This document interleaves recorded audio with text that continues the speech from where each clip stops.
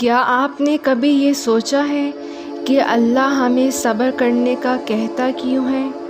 وہ کہتا ہے کہ اس لیے صبر کرو کیونکہ تمہارا اللہ تمہیں اور تمہارے دل میں آنے والی دعاؤں کو تم سے زیادہ جانتا ہے۔ تمہیں صبر اس نیت سے کرنا ہے کہ اللہ تمہاری نیت دیکھ رہا ہے، وہ تم کو خالی ہاتھ نہیں لوٹائے گا۔ یہاں تک کہ تمہیں تب بھی صبر کرنا ہے جب آپ صبر کے راستے پہ قدم جما نہیں سکتے، تب بھی آپ کو اس پر چلنا ہے۔ آپ چلنا مت چھوڑیں کیونکہ وہ جانتا ہے آپ اس ہستی کے سامنے ہیں جو سب کچھ دیکھنے والا ہے اور سب کچھ جاننے والا ہے۔ وہ کبھی آپ کے اصرار سے پریشان نہیں ہوتا، وہ جو ہمیشہ آپ کو سنتا ہے، اور یقین کرو وہ آپ کی تکلیف سے کبھی لا تعلق نہیں ہوتا۔ اور پھر تمہیں صبر اس لیے بھی کرنا ہے کہ دینے والے نے وعدہ کر رکھا ہے، اور جب ایسا ہو تو پھر تمہیں وہ چیز حاصل کرنے سے کوئی نہیں روک سکتا، یہ دنیا والے بھی نہیں۔ کبھی کبھی وہ ہمارے دل میں گزرنے والی معمولی خواہشات کو پورا کر کے بتاتا ہے کہ دیکھو میں تمہارے کتنے قریب ہوں۔ ہم اپنے رب کی حکمتیں کبھی نہیں سمجھ سکتے، اور یہ تو اس کی صفت ہے کہ وہ آزماتا ہے اور ہمیں اس آخری حد تک لے جاتا ہے، اور پھر ایک دم سے کچھ ایسا کر دیتا ہے کہ تمام زخم ایک ساتھ بھر جاتے ہیں کہ ہمیں یاد ہی نہیں رہتا کہ تکلیف آخر تھی کیا۔ کیوں مایوس ہو جاتے ہو لوگوں کی باتوں سے؟ کیا تم نہیں جانتے تمہارے بکھرے وجود کو سمیٹنے والا تمہارا اللہ تمہارے ساتھ ہے؟ کیوں اندھیرے سے گھبرانے لگتے ہو؟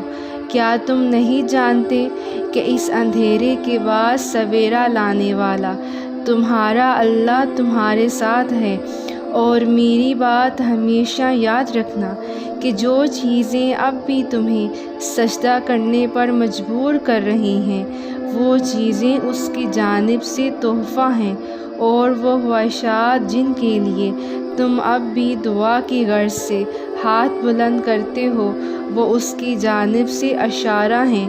تمہیں بس اپنے یقین کا سلسلہ جاری رکھنا ہے، اور پھر دیکھو وہ معجزوں کا سلسلہ کیسے جاری رکھے گا۔ صبر کے بعد احترام سے انسان کی ملاقات ہوتی ہے۔ جب انسان اللہ کے فیصلوں کا احترام کرنا سیکھتا ہے، جب انسان اللہ کی لکھی قسمت سے شکوہ کرنا چھوڑ دیتا ہے، جب اس کے ہر حکم پہ سر کو جھکا لیتا ہے، جو چیز پسند نہیں اس کا احترام کرنا، اور جو پاس رہ نہ سکی اس کی دوری کا احترام کرنا، جس نے برا کہا اس کا احترام کرنا، جس نے الفاظ سے روح کی، یقین کی، صبر کی دھجیاں اڑا دیں اس کا احترام کرنا۔ جو شخص احترام کرنا سیکھ جاتا ہے اس کی راہ میں دنیا کی کوئی بھی چیز رکاوٹ نہیں بن سکتی، اور اللہ تو ملتا ہی احترام سے ہے۔ سب بدل جائے گا، تمہارا وقت، تمہارا یہ تڑپتا ہوا بے سکون دل، برستی ہوئی آنکھیں اور زبردستی کی یہ سانسیں، سب کچھ بدل جائے گا۔ بس صبر۔ اللہ جب کسی آزمائش یا تکلیف میں ڈالتا ہے تو نکلنے کے وسیلے تو بہت پہلے سے طے ہوتے ہیں، اور جانتے ہو یہ تکلیف آزمائشیں ہم پر کیوں آتی ہیں؟ تاکہ ہمارا رتبہ بڑھا سکے، ہمیں اللہ کی پہچان کروا سکے۔ وقت اور حالت کبھی بھی ایک سا نہیں رہتے، سب کچھ بدلتا ہے، دکھ خوشیوں میں، آنسو مسکراہٹ میں، بے چینی سکون میں، کیونکہ تبدیلی کائنات کا اصول ہے۔ اللہ کبھی بھی تمہیں مسلسل تکلیف میں نہیں رہنے دیتا۔ اگر وہ ایک ہاتھ سے کچھ لیتا ہے تو دوسرے میں صبر تھما دیتا ہے۔ جو دل میں رہتا ہے بھلا وہ تمہارے دل کے موسم سے کیسے واقف نہیں ہوگا؟ وہ بہت جلد اس تکلیف سے تمہیں آزاد کر دے گا جس کے گرفت میں آج تمہارا دل بری طرح جکڑا ہوا ہے۔ وہ غم کا موسم سدا نہیں رہنے دیتا، چھن جانے والا سب کچھ واپس آ جاتا ہے اور دگنا ہو کر سب کچھ ملتا ہے۔ پھر ہمت نہ ہارو، اٹھو دوبارہ سے۔ وہ وقت دور نہیں جب تمہاری ہر محرومی ختم ہو جائے گی، جب ہر کمی پوری ہو جائے گی، کیونکہ تمہارا صبر تمہاری سب سے بڑی طاقت ہے، اور اس سے بھی بڑی طاقت اللہ پر یقین ہے، اور بے شک اللہ صبر کرنے والوں کے ساتھ ہے۔ اپنا غم کسی سے بیان نہ کر سکو، جب اپنی کیفیت کو خود ہی نہ سمجھ سکو، جب کوشش کر کے تھک جاؤ، ذہن کام کرنا چھوڑ دے، آنسوں میں کمی نہ آئے، تمام دن ایک سے گزرنے لگے، تو خود کو تھکانا چھوڑ دو، سوچوں کے گرداب کو چھٹ دو، اپنا آپ حالات کے حوالے کر دو اس ایک ذات کے بھروسے۔ وہ اتنا رحیم ہے کہ اس پہ بھروسہ کرنے والے کو تنہا نہیں چھوڑتا، اسے امید دیتا ہے، دلاسے دیتا ہے، اپنے ہونے کا یقین دلاتا ہے، مشکل میں ڈالتا ہے تو خود ہی اس مشکل سے نکلنے کا وسیلہ بھی بن جاتا ہے، امتحان لیتا ہے تاکہ صابر بنو، آزمائش میں ڈالتا ہے تاکہ شاکر رہو، رلاتا ہے تاکہ صاف دل رہو، چپ بھی کرواتا ہے تاکہ یقین رکھو، جگہ جگہ اپنے ہونے کی، اپنے ساتھ کی یقین دہانی کراتا ہے۔ اور اللہ قرآن پاک میں فرماتا ہے، نہ تو تیرے رب نے تجھے چھوڑا ہے اور نہ وہ تجھ سے بیزار ہو گیا ہے۔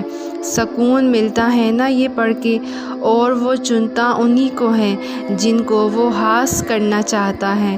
پھر غم کس بات کا؟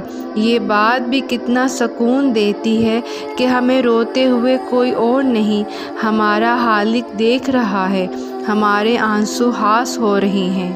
سکون تو ہمیشہ سے ہمارے پاس ہوتا ہے، لیکن ہم یہ بات تب تک سمجھ نہیں پاتے جب تم اور ہم اس سکون کو کھو نہیں دیتے، تب پتہ چلتا ہے کہ سکون تو صرف اللہ کے ہونے سے تھا، جسے اپنی خواہشات پانے کے چکر میں ہم نے کب کھو دیا پتہ ہی نہیں چلا، اور جب یہ بات ریئلائز ہو جائے تو فوراً واپس لوٹ جانا چاہیے، کیونکہ یہ خیال اللہ کی طرف سے تم تک ایمرجنسی الارم بن کر آتا ہے کہ بس بہت بھاگ لیا، اب واپس جانے کا وقت ہے۔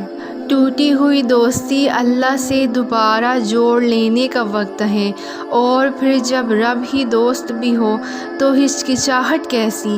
بس بھاگ چلو تیزی سے، راستے میں کہیں بھی رکنا نہیں ہے، بس سیدھا اس کے پاس جانا ہے اور معافی مانگ کر اس رشتے کو بچا لینا ہے، کیونکہ وہ اللہ ان سے بہت محبت کرتا ہے جو اپنے اور اس کے رشتے کو بچانے کے لیے سب چھوڑ آتے ہیں، اور وہ بڑا مہربان دوست ہے، وہ فوراً معاف بھی کر دیتا ہے، اور وہ سب واپس بھی لوٹا دیتا ہے جو تم نے اس سے دوستی کی خاطر قربان کر دیا ہوتا ہے۔ پتہ ہے اللہ کب تمہیں بے سکون کر دیتا ہے؟ جب تم اللہ کو چھوڑ کر دنیا کے پیچھے بھاگنے لگتے ہو، جب تم سب کو یاد رکھتے ہو مگر اللہ کو بھول جاتے ہو، تب اللہ وہ ساری دنیا، وہ ساری چیزیں تمہارے ہاتھوں میں تھما کر تمہیں بے سکون کر دیتا ہے۔ پھر ہر شے حاصل کر کے بھی تم خوش نہیں ہوتے، پھر اذان کی آواز تمہارے کانوں تک تو پہنچتی ہے مگر دل تک نہیں پہنچ پاتی۔ یوں اللہ تمہیں بتاتا ہے کہ میں ہوں تو سب ہے، اگر میں نہیں تو کچھ بھی نہیں۔ چاہتے رکھو لیکن اللہ کی چاہت سے بڑھ کر نہیں، اپنی پسند مانگو، لیکن اللہ کو مانگنے سے پہلے نہیں، تم اسے سب سے اول رکھو۔ وہ معجزوں کے لیے تمہاری دعاؤں کو سب سے اول رکھے گا۔ تم اسے خاص رکھو، وہ تمہارے لیے اپنا کن خاص رکھے گا۔ ویورز، اگر آپ کو میری ویڈیوز اچھی لگیں تو میری ویڈیوز کو لائک اور شیئر کر کے میرے چینل کو ضرور سبسکرائب کریں، اور کامنٹس میں ضرور بتائیں کہ آپ کو ویڈیو میں کیا اچھا لگا ہے اور آپ نے اس ویڈیو سے کیا سیکھا ہے۔ جزاک اللہ۔